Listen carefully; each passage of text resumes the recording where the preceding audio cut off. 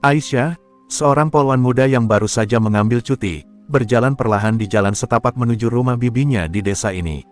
Sepatu dinasnya menjejak tanah yang mulai lembab oleh embun senja.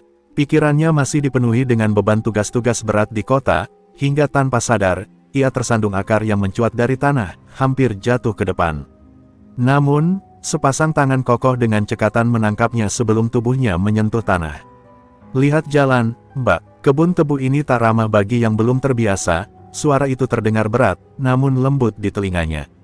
Aisyah mendongak, mendapati seorang pria dengan kaos lusuh dan celana penuh bercak tanah sedang menatapnya dengan khawatir. Wajahnya penuh keringat, kulitnya coklat terbakar matahari, tetapi sorot matanya jernih dan tulus. "Maaf, saya tidak sengaja." "Terima kasih," ujar Aisyah cepat, sedikit merasa malu. Pria itu mengangguk, lalu melanjutkan pekerjaannya, menebas batang-batang tebu dengan golok di tangannya. Aisyah sejenak memperhatikannya. Ada sesuatu dari sosok pria itu yang menarik, mungkin kesederhanaannya, atau mungkin ketenangan yang ia pancarkan meski tubuhnya jelas lelah bekerja seharian. Saat Aisyah melangkah pergi, suara teriakan menggema dari kejauhan. Seorang lelaki tua, kemungkinan mandor perkebunan, mendekat dengan wajah memerah. "Bima, kerjamu lambat lagi." "Hah, jangan banyak ngobrol dengan orang luar. Selesaikan tebu di barisan itu sebelum maghrib. Kalau tidak, upahmu kupotong." Bentaknya kasar. Aisyah terkejut melihat bagaimana pria bernama Bima itu hanya menunduk tanpa membantah, lalu kembali bekerja dengan lebih cepat. Ada amarah yang muncul di dada Aisyah. Ia terbiasa melihat ketidakadilan, tetapi menyaksikannya di depan mata membuat darahnya mendidih. Namun, ia tahu ini bukan tempatnya untuk ikut campur. Malamnya, Aisyah masih memikirkan kejadian di kebun tebu itu. Wajah Bima yang berkeringat, sorot matanya yang tenang meski diperlakukan kasar, dan cara ia menolongnya tadi siang, semua terbayang jelas di pikirannya. Ada perasaan aneh yang ia tak mengerti, bukan kasihan, bukan sekadar penasaran, tetapi lebih seperti sesuatu yang perlahan tumbuh di dalam hatinya. Ia mengguncang kepalanya, mencoba mengabaikan semua itu. Bagaimana mungkin ia, seorang polwan dengan masa depan cerah, bisa tertarik pada seorang buruh tani biasa? Namun, hatinya berkata lain. Tanpa ia sadari, benih perasaan itu telah ditanam oleh takdir di kebun tebu yang sepi itu. Malam di desa terasa sunyi, hanya suara jangkrik dan desir angin yang berbisik di sela-sela kebun tebu. Aisyah belum bisa tidur. Bayangan tentang Bima masih menari-nari di benaknya, membuat dadanya terasa aneh, seakan ada sesuatu yang tak beres. Ia mencoba mengabaikan perasaan itu, mencoba meyakinkan dirinya bahwa ini hanyalah simpati belaka, bukan sesuatu yang lebih dari itu. Namun, semakin ia menepis, semakin hatinya tertarik untuk mengetahui lebih banyak tentang pria itu. Hingga akhirnya, pagi datang, dan tanpa rencana yang jelas, kakinya justru membawanya kembali ke kebun tebu yang kemarin. Saat tiba di sana, Aisyah mendapati Bima sedang beristirahat di bawah pohon, keringatnya membasahi kaos lusuh yang ia kenakan. Ketika ia melihat Aisyah mendekat, tatapannya terlihat bingung, bahkan sedikit waspada. "Mbak Polwan, ada perlu apa ke sini lagi?" tanyanya dengan nada hati-hati. Aisyah tersenyum tipis, berusaha menyembunyikan kegugupannya. "Aku hanya ingin berjalan-jalan, menikmati udara segar," jawabnya ringan. Bima mengangguk pelan, lalu mengusap keningnya yang berkilauan oleh keringat. "Kalau begitu, hati-hati. Kebun ini luas, mudah tersesat," ucapnya, sebelum kembali menebas batang-batang tebu dengan goloknya. Aisyah tak segera pergi. Ia berdiri di sana, memperhatikan bagaimana Bima bekerja dengan tekun. Seolah-olah tak ada beban yang lebih berat daripada tebu yang ia potong. Tatapan mata pria itu kosong, tetapi dalam. Ada cerita di balik kelelahan yang terukir di wajahnya, sesuatu yang tak bisa diungkapkan dengan kata-kata.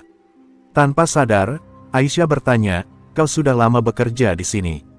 Bima terhenti sejenak, lalu mengangguk. "Sejak ayahku meninggal, ibuku sakit-sakitan, aku harus mencari nafkah untuknya dan adik-adikku." Jawaban itu membuat hati Aisyah mencelos. Ia tak pernah berpikir bahwa pria yang tampak begitu kuat ini menyimpan beban seberat itu.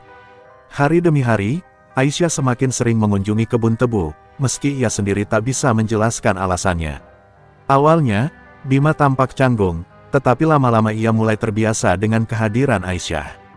Mereka berbicara tentang banyak hal, tentang kehidupan di desa, tentang masa kecil mereka, bahkan tentang impian yang mungkin tak akan pernah terwujud. Bima, meski hanya seorang buruh tani, memiliki impian besar. Aku ingin punya kebun sendiri suatu hari nanti, bukan bekerja untuk orang lain, katanya dengan mata yang penuh harapan. Aisyah tersenyum mendengar itu. Ada sesuatu dari cara Bima berbicara yang membuatnya merasa nyaman, membuatnya ingin mendengar lebih banyak lagi. Namun, tak semua orang senang melihat kedekatan mereka. Bisik-bisik mulai beredar di desa. Orang-orang berbisik bahwa seorang polwan tak pantas bergaul dengan buruh tani miskin. Bahkan, bibinya sendiri mulai mempertanyakan sikap Aisyah. Apa yang kau lakukan, Aisyah? Kau tahu kan, pria seperti itu bukan untukmu.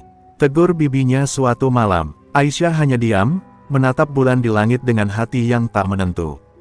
Ia tahu, hubungan ini mustahil. Ia tahu, dunia mereka terlalu berbeda.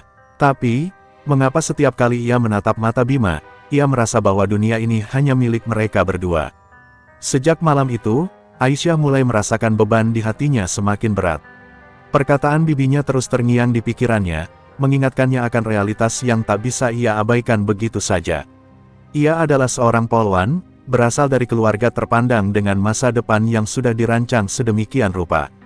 Sementara Bima, lelaki sederhana dengan pakaian lusuh dan tangan kasar akibat bekerja di kebun tebu sejak kecil. Semakin ia memikirkan, semakin hatinya terasa sesak. Apakah perasaannya kepada Bima hanyalah ilusi sesaat? Ataukah ini benar-benar sesuatu yang tak bisa ia hindari? Sejak hari itu, Aisyah mulai menjaga jarak. Ia tak lagi datang ke kebun tebu seperti sebelumnya. Ia berusaha meyakinkan dirinya bahwa ini adalah keputusan terbaik, bahwa ini adalah cara yang benar untuk menyelamatkan dirinya dari sesuatu yang tak mungkin ia perjuangkan. Namun, di sisi lain, keputusan itu juga membawa luka yang tak kasat mata. Ia merasa kosong, seakan ada bagian dari dirinya yang hilang. Setiap kali ia melewati kebun tebu dari kejauhan, matanya selalu mencari sosok Bima, tetapi ia menahan diri untuk tidak mendekat. Sementara itu, Bima menyadari perubahan sikap Aisyah. Ia tidak bodoh, ia tahu betul bahwa seorang perempuan seperti Aisyah tak mungkin terus bersamanya. Ia hanyalah seorang buruh miskin, tak punya apa-apa untuk dibanggakan. Namun, meskipun ia mencoba memahami, ada kepedihan yang tak bisa ia hindari. Setiap hari, ia bekerja dengan lebih keras, mencoba mengalihkan pikirannya dari bayangan Aisyah. Namun, ia tak bisa membohongi hatinya, perempuan itu telah menjadi bagian dari hidupnya, bahkan sebelum ia sempat menyadarinya. Suatu sore, tanpa ia duga, Aisyah datang kembali ke kebun. Namun, kali ini ia tak mendekat. Ia hanya berdiri di kejauhan, memandangi Bima yang tengah bekerja. Hatinya berkecamuk, ingin berbicara tetapi tak tahu harus berkata apa. Bima pun melihatnya, dan tanpa berkata apa-apa, ia hanya menatap Aisyah dengan ekspresi yang sulit diartikan, antara kecewa, rindu, dan pasrah. Detik itu, Aisyah merasa seolah ada tembok besar yang telah terbangun di antara mereka, tembok yang ia sendiri yang menciptakannya. Tanpa berkata apa-apa, Aisyah berbalik dan pergi meninggalkan kebun tebu, meninggalkan sosok Bima yang tetap berdiri di tempatnya, menatap punggungnya yang menjauh. Hujan mulai turun, membasahi tanah kering di bawahnya, seakan langit pun turut merasakan kepedihan yang mengisi hati mereka berdua.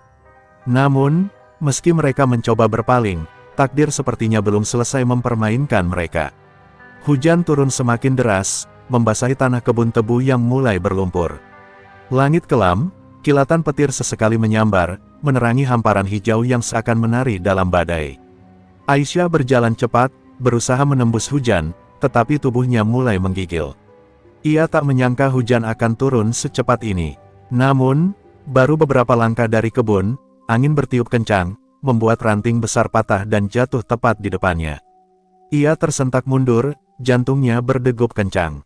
Tubuhnya lemah, dan ia sadar ia tak bisa melanjutkan perjalanan. Dari kejauhan, Bima melihatnya. Ia sempat ragu, tetapi nalurinya lebih kuat. Tanpa berpikir panjang, ia berlari menghampiri Aisyah yang berdiri kaku dalam derasnya hujan. "Ayo, ikut aku, tempat ini berbahaya," serunya. Aisyah ingin menolak, tetapi tubuhnya sudah terlalu lemah untuk berdebat. Dengan cepat, Bima menggenggam tangannya dan membawanya ke sebuah gubuk kecil di tengah kebun, tempat para buruh biasa beristirahat. Di dalam gubuk, mereka basah kuyup dan kedinginan. Bima menyalakan api kecil dari kayu yang tersisa, mencoba memberi sedikit kehangatan.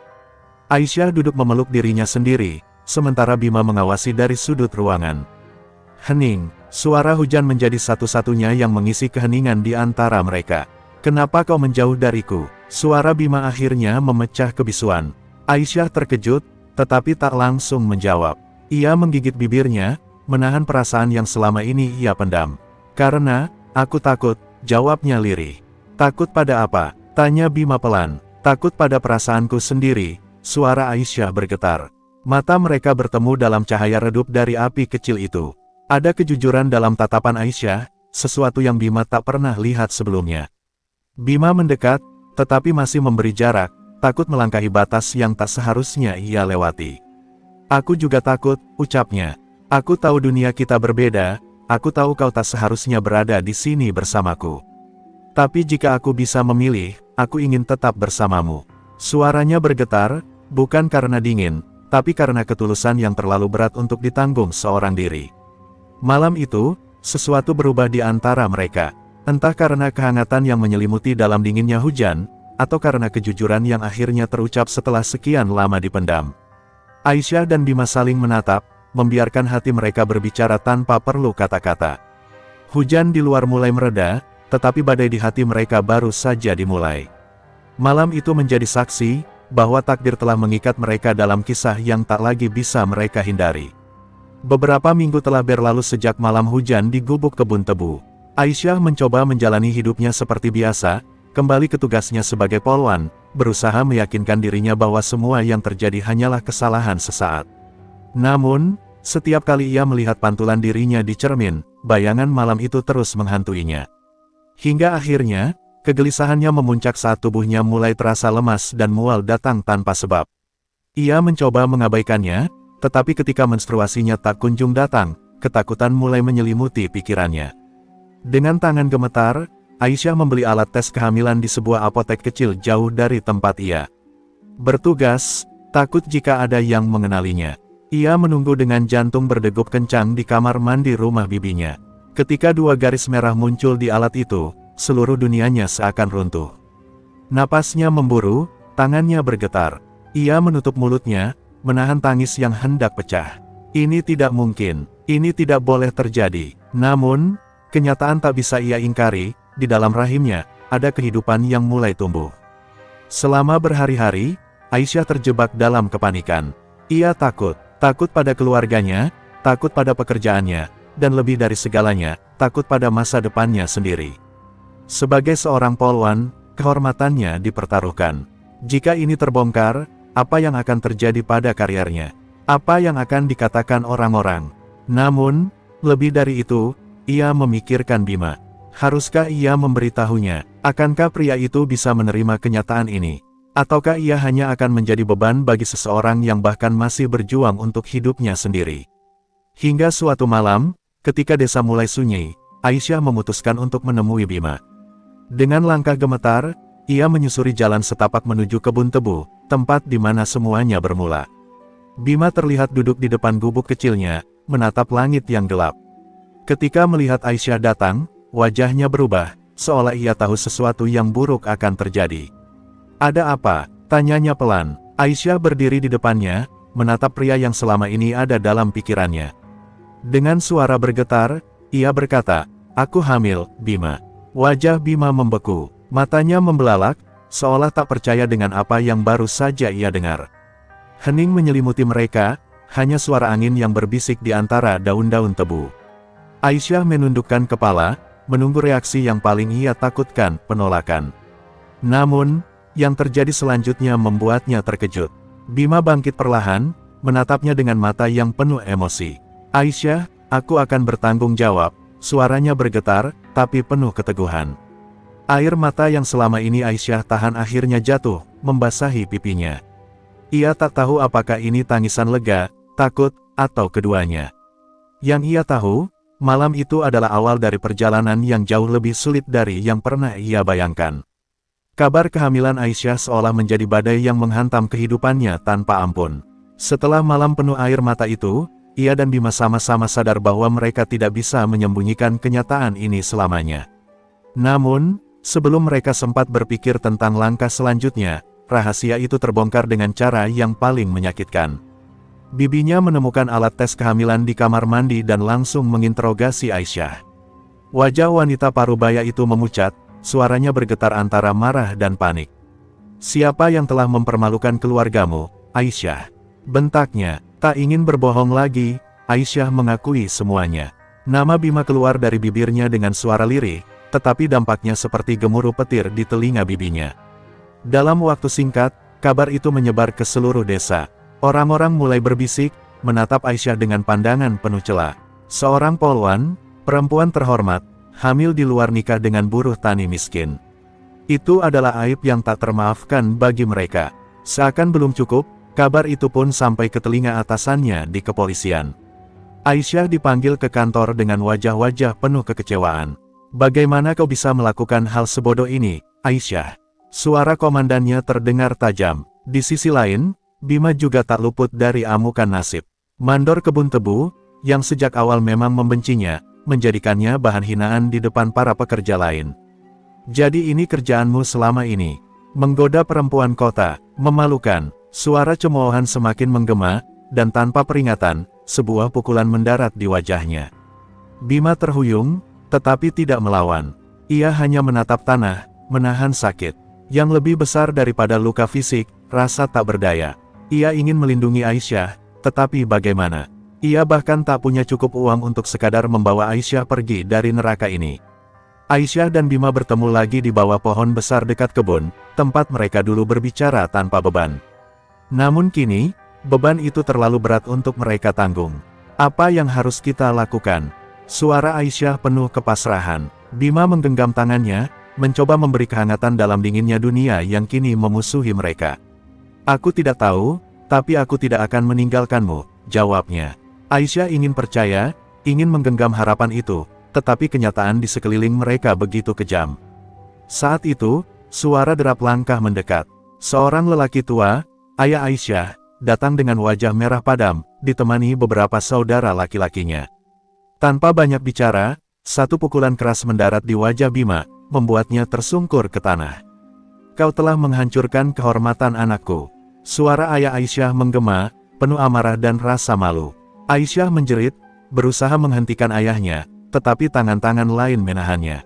Malam itu, kebun tebu yang dulu menjadi saksi bisu tumbuhnya cinta mereka, kini menjadi saksi bagaimana cinta itu dihancurkan oleh dunia yang menolak menerima mereka. Bima tersungkur di tanah, darah mengalir dari sudut bibirnya. Napasnya tersengal, bukan hanya karena pukulan yang baru saja ia terima, tetapi juga karena kenyataan yang begitu kejam.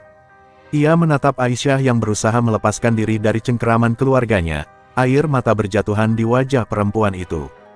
"Tolong, ayah, jangan sakiti dia." Suara Aisyah parau, namun tak digubris oleh siapapun. Ayahnya justru menatapnya dengan penuh amarah dan kekecewaan. "Kau sudah mempermalukan keluarga ini, Aisyah. Kau akan menikah, tapi bukan dengan laki-laki ini." Kata-kata itu seperti petir yang menyambar hati Aisyah.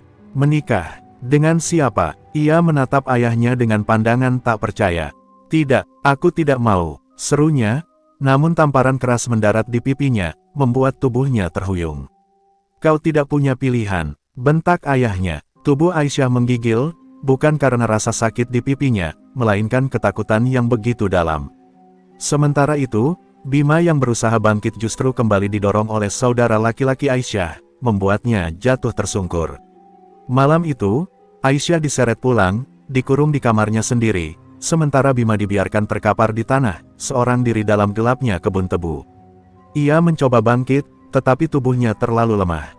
Ia tidak bisa melindungi Aisyah, tidak bisa membawa perempuan yang ia cintai pergi dari neraka ini. Hatinya berteriak, tetapi ia tak punya kuasa untuk melawan. Sementara itu, Aisyah di dalam kamar menangis sejadi-jadinya, tangannya memeluk perutnya yang mulai berisi kehidupan kecil. "Maafkan ibu, nak," bisiknya, tak tahu bagaimana ia harus menyelamatkan anak yang bahkan belum sempat melihat dunia. Esok harinya, Aisyah dibawa paksa keluar kota. Ayahnya telah mengatur pernikahan dengan seorang pria dari keluarga terpandang, seseorang yang bisa menutupi aib mereka. "Aku tidak mau, aku mencintai Bima," Aisyah berteriak, tetapi ayahnya hanya menatapnya dengan dingin. Cinta tidak memberi makanmu, Aisyah. Kehormatan keluarga lebih penting daripada perasaanmu, katanya tegas. Dengan hati yang hancur, Aisyah menyadari bahwa ia sedang dihukum karena mencintai seseorang yang tak seharusnya ia cintai. Di kejauhan, Bima hanya bisa melihat dari balik bayangan pepohonan, tubuhnya masih penuh luka. Ia melihat mobil yang membawa Aisyah menjauh, meninggalkan dirinya dalam kesunyian. Ia ingin berlari, ingin menghentikan semua ini, tetapi kakinya terasa seperti terbelenggu rantai tak kasat mata. Hanya satu hal yang ia tahu, dunia ini tidak adil bagi orang. Sepertinya, dan kini, ia harus menanggung luka yang tak akan pernah bisa sembuh, kehilangan perempuan yang ia cintai dan anak yang bahkan belum sempat ia temui. Hari-hari Aisyah terasa seperti neraka. Ia dikurung di sebuah rumah besar di kota, jauh dari kebun tebu, jauh dari Bima, jauh dari kehidupannya yang dulu. Setiap hari ia dipaksa menerima calon suami yang dipilihkan keluarganya, seorang pria dari keluarga terpandang yang tak peduli pada dirinya, hanya pada nama baik keluarga.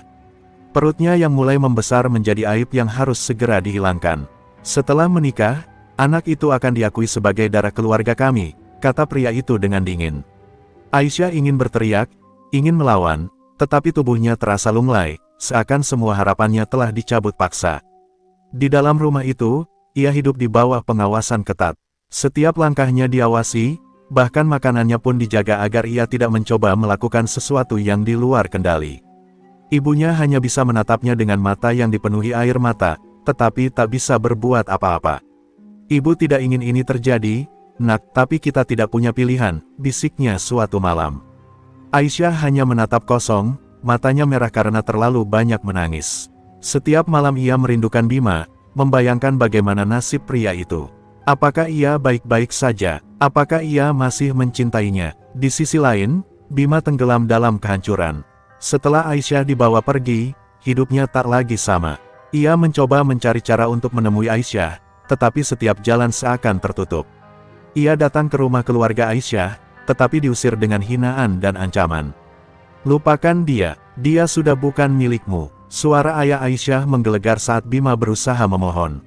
Namun, bagaimana mungkin ia melupakan perempuan yang telah ia cintai dengan segenap hati.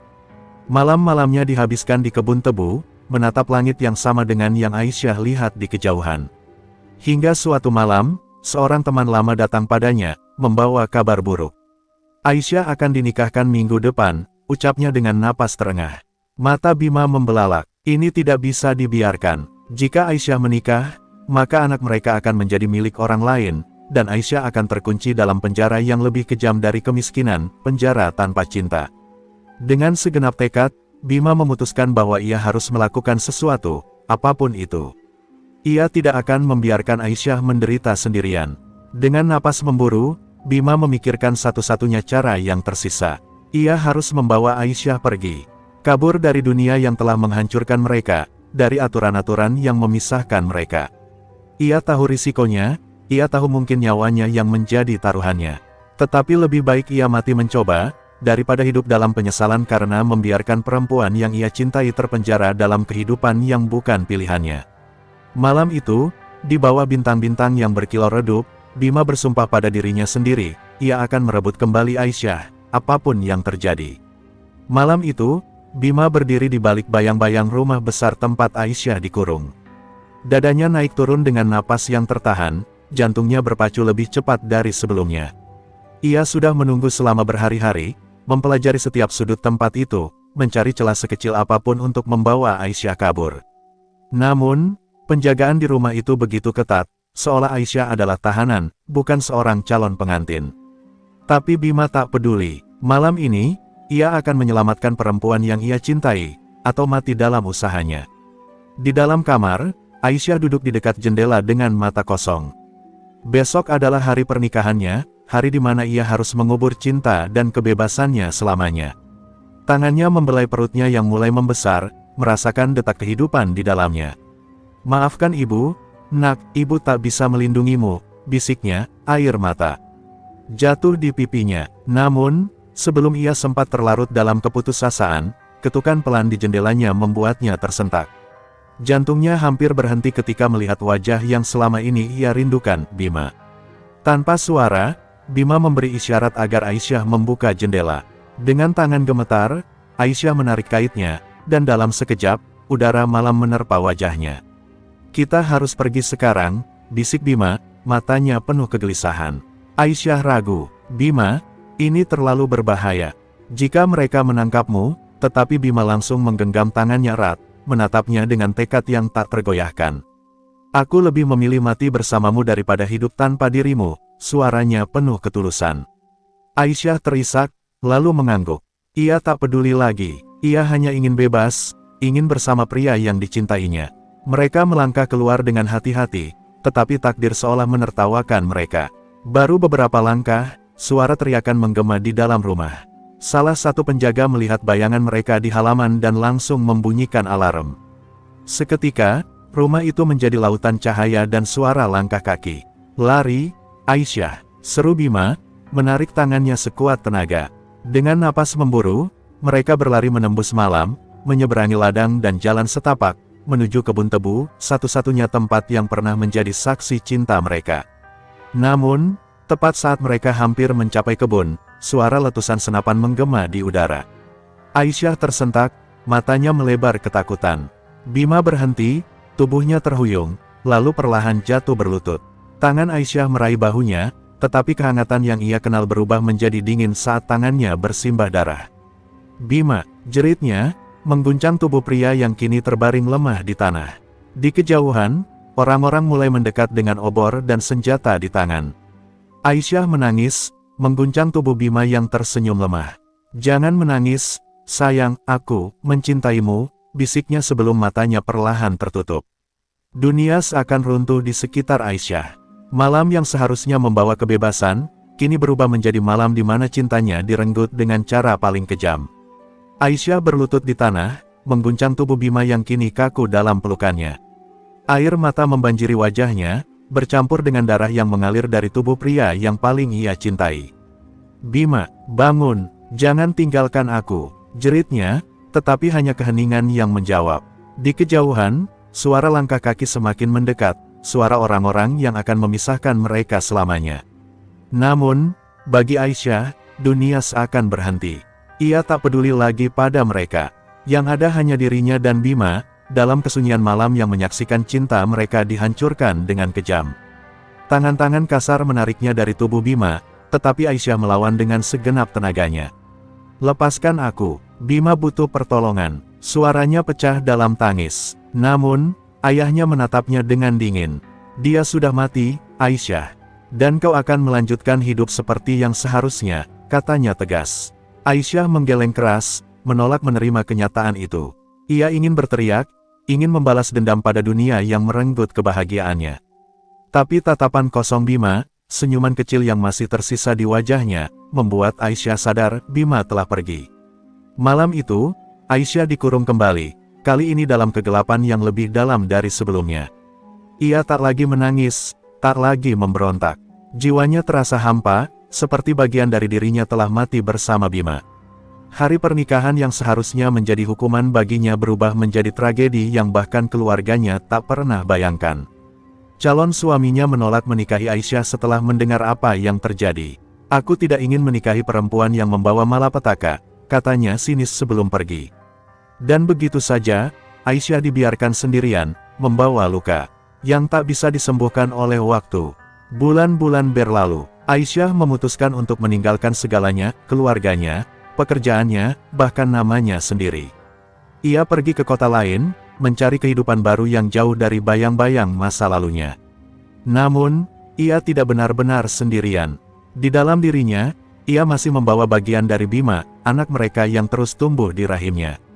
Setiap kali merasakan tendangan kecil dari janin itu, Aisyah tersenyum pahit. "Kau adalah bukti bahwa cinta kami pernah ada," bisiknya. Ia berjanji pada dirinya sendiri, ia akan membesarkan anak itu dengan penuh cinta, cinta yang tak bisa dihancurkan oleh siapapun. Suatu hari, di sebuah desa kecil yang jauh dari tempat asalnya, Aisyah berdiri di depan sebuah ladang tebu yang bergoyang diterpa angin. Air matanya mengalir, bukan karena kesedihan, tetapi karena kenangan yang begitu indah dan menyakitkan sekaligus. Ia tahu Bima mungkin telah pergi, tetapi cintanya tak pernah mati. Selama anak mereka masih hidup, selama ia masih mengingat setiap kata dan sentuhan Bima, maka cinta mereka akan selalu ada. Aku akan selalu mencintaimu, bisiknya pada angin yang membawa suaranya ke kejauhan.